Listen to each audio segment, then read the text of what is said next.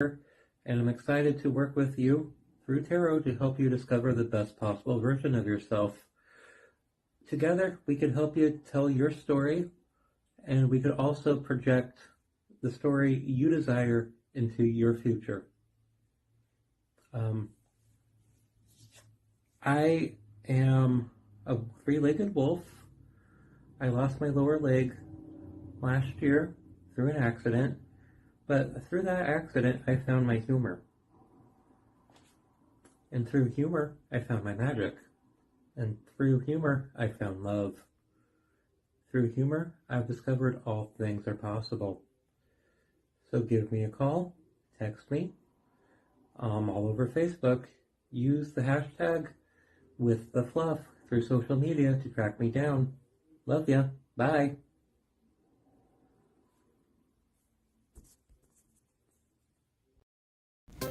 A hand-carved natural quartz crystal ball made into a necklace for divination on the go. Crystal balls have been used for centuries in healing and cleansing rituals, as well as for divination. The sphere represents infinity and the circle of life. While a wand uses focused energy, the crystal ball sends out energy in all directions. This makes it a great resource for discovering the complete circumstances surrounding a question. Aromagees Botanica, a metaphysical store for mind, body, and spirit. Oils, herbs, candles, crystals, teas, handmade soaps, tarot cards, everything you need on your magical journey. Daily psychic and tarot readings, classes, witchcraft, pagan, and hoodoo supplies, most of it made in-house. Try our free Dress Your Own candle station. From spiritual gifts to ritual supplies to religious books, we have the widest selection of metaphysical products in all of Tennessee since 1999.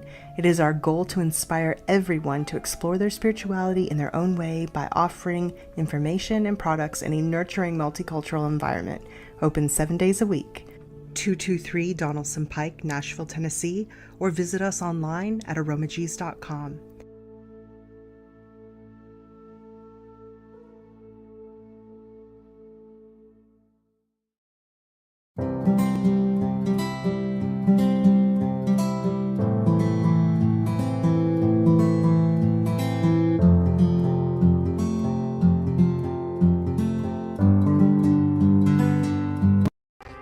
Welcome to the Conscious Radio Network's YouTube channel. Become enlightened, have fun, and tell all your friends and family to share with everyone they know. You can find us on Facebook and stay up to date on our Facebook group, or find us on Twitter, Instagram, and TikTok. Our podcasts can be found on Libsyn, iHeart, Spotify, Google Podcast, and more. Most of all, remember to go to our official website at consciousradionetwork.com for podcasts, hosts, future shows, and scheduling. We also want to welcome our international audience. Don't stop now. Enjoy the community. Subscribe today.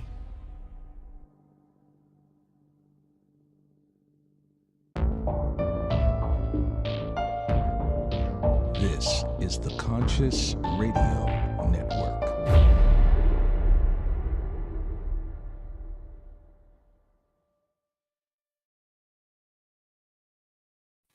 Good morning, afternoon, or evening, wherever you might be on this spaceship we call Earth. Welcome to Conscious Radio Network's weekly podcast series, The Seance. I'm your host, Reverend Dr. Paul Meckes. If this is your first time tuning in, please click subscribe, like, share, comment, and also follow wherever you listen to your podcasts.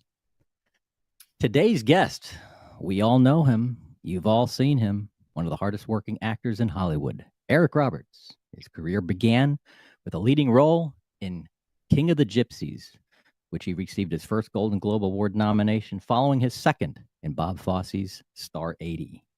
Today, we will discuss his journey and touch on some of the metaphysical and paranormal experiences.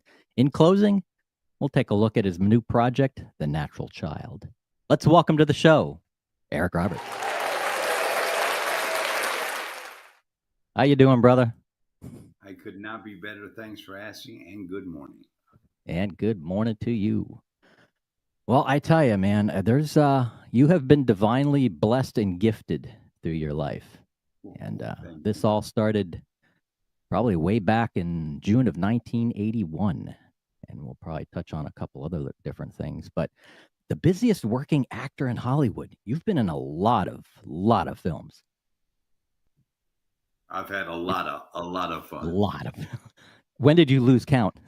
Well, I lost count about 75. Wow. I kept track until about 73, 74, 75, and then I got confused, and then I got lost. I don't blame you. There's more important things to worry about. That's a good point. Thank you. Definitely. So, talking about the paranormal, metaphysical, everybody has their experiences, and then some aren't willing to talk about it, and some just don't know what to make of it. When did this all start for you? Now, as far as let's go back to 1981. What actually happened? I had an accident, and I was in a hospital. I was in a coma for 2 weeks, and then I was in the hospital for another over 2 weeks, and in that interim, I had someone come to my room and talk to me very seriously about stuff, about my injury. Yeah. And stuff. And it turned out that nobody ever came into my room. So that was very peculiar. And but I kind of wrote that off as my brain trauma. But then you jump cut many years later into the house I'm in now. I get up in the middle of the night, as I often do, and in our kitchen, it's an old house. It was built about 1932. Not about. It was built in 32, and it's got a standing oven in the kitchen. It's a brick oven. It's open. You can make anything in it. We don't use it, but it's very old. And I go into the kitchen, and it's by the sink. I go into the kitchen, and I run myself a glass of water. That's back in the days when you drank out of the sink, and out came what looked like smoke from the opening from that little oven. And it came into a form of a woman. And I'm sitting there thinking, am I asleep? Am I awake? What's going on? I can't believe I'm seeing this. And I pinch myself. I talk to myself. I say, I am here. I am awake. I am conscious. And this is happening. Yeah. And then she stands there and it becomes almost three-dimensional. She's like 2.5 dimensional, if that makes sense to you. Yeah. And my next step is to touch her, but I see if I touch her, my hand's going to go through her. That is so weird. I can't believe I'm even thinking that. And then she goes back in the oven and goes away. Now I go instantly into the bathroom, look at myself in the mirror. Am I awake? And do all this stuff, because I smoked a little marijuana in my day, and so I'm like wondering if there's some kind of transfer or something in my past. Flashback. But so there are entities that are three-dimensional entities that we live with that we're unaware of because we choose to be, because it's more comfortable, I suppose. But yes, there are those things that people find to be unbelievable, but they exist and they're with us. So lead me through this properly so I can be of assistance to you. So and this has happened currently in the place that you live now, correct? Oh yeah. Wow. Is it still happening or? No, that's the only time I ever saw her. But I feel her presence now all the time. And I know that's probably psychological. I know because I know she's real. So I feel her. Yeah. I don't know if it's that or if I really feel her. But I know it happened to me. And I know I was not hallucinating or sleepwalking. So now a lot of things happens to the body, physically, mentally, psychologically, spiritually. when we all have accidents. I was in a motorcycle accident many years ago with an out-of-body experience. And do you feel that the accident that you had early on changed something, shifted something? Well, when you suffer brain trauma, you take this wonderful mechanism and you twist it, or you injure it, or you bruise it. You do something where it is not its whole self anymore. And Yeah. it has to compensate. And it knows how to compensate. It will compensate to great degrees for injuries, idiocy. It does Yeah. compensate. It's a great tool. And so over time, it compensated.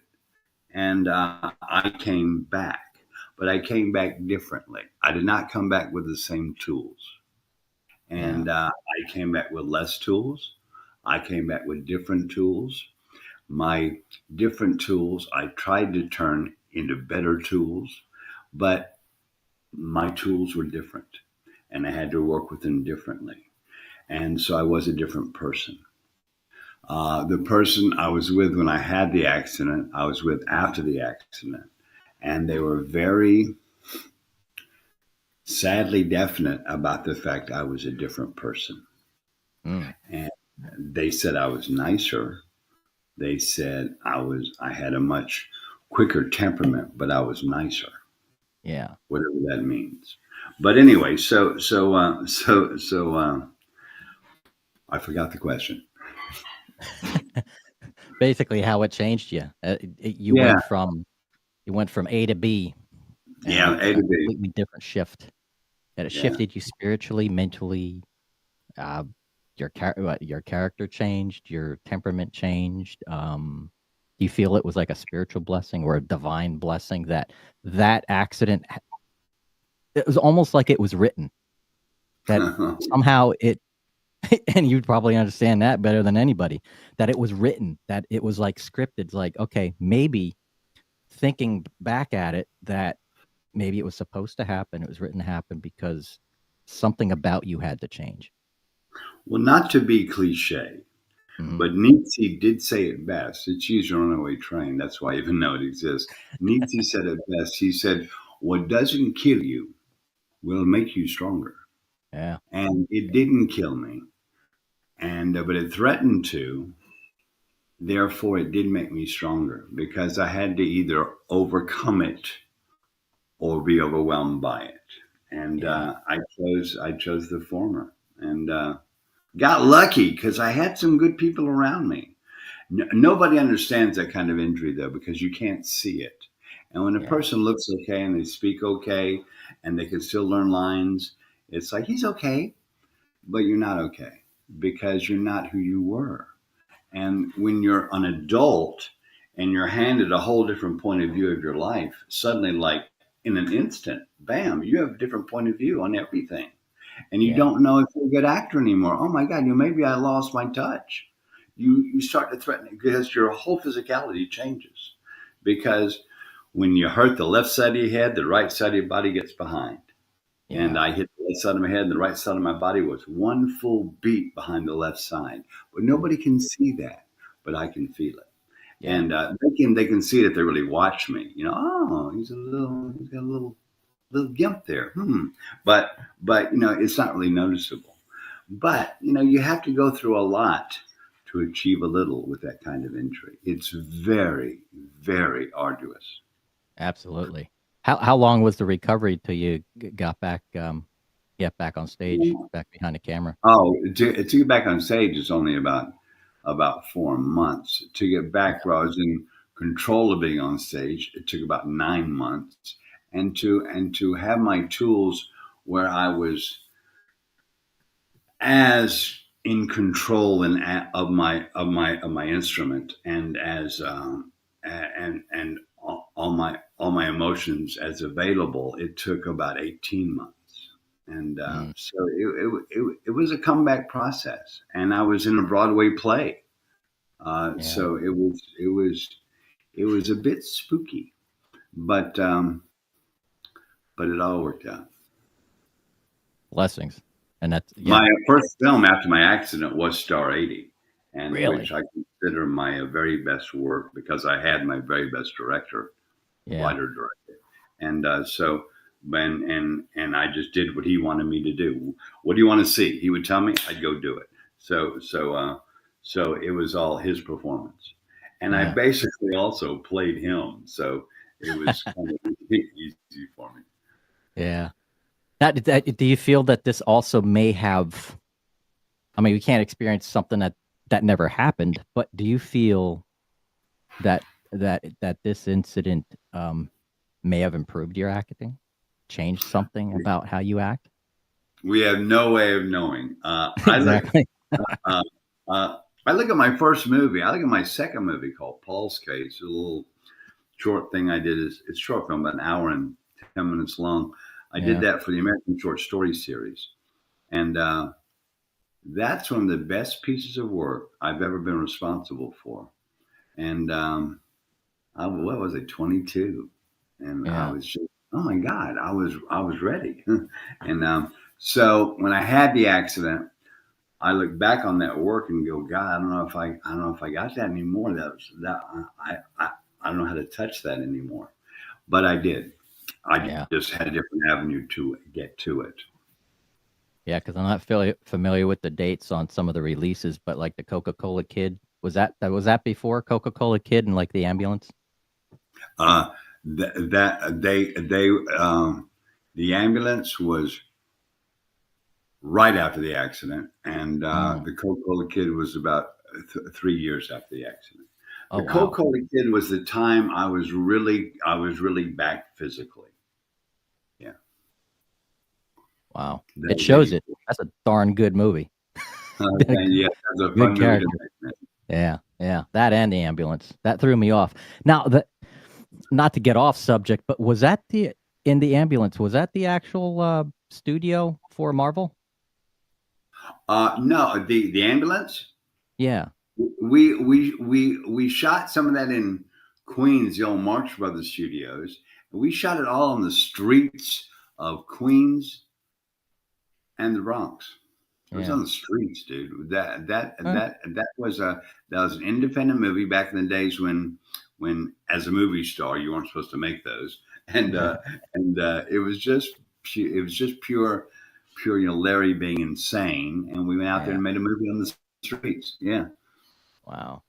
Yeah, that's cool when Larry Cohen I'm referring to. yeah, Stan Lee does his little cameo. There you go. Yeah, Stan, he's Yeah. a cool guy, man. I miss him. He was a lovely man. Yeah. Yeah. He Now, he told my wife back in the '80s, back in the early '80s, he told my wife he would come into her office. She worked at Larimar. She cast all their shows. He would come into the office and he would talk to her about how all these characters are going to all be superstars of their own movies because Baba he would go on and on about his dream. yeah. And she said they all thought he was a little nuts, but they all loved him because his stuff was kind of cool, man. It was kind of cool, and Yeah. so it was all. They were always really good to him, but he had a dream and he saw it through. Stanley, Heck yeah, man. I mean, he's a legend now. yeah, But jeez. God bless him, man. He left behind a huge empire. didn't he? But Woo! 50 years from now, somebody will name his, say his name, be like, who's that? But you know his work. You'll know his work. Yeah, it's so true. Yeah. Now, being in character in some of your films, have you ever noticed anything strange, either on or off set, that might, any paranormal experiences during during filming? Yeah, too far into Yeah. character, and you experience weird things.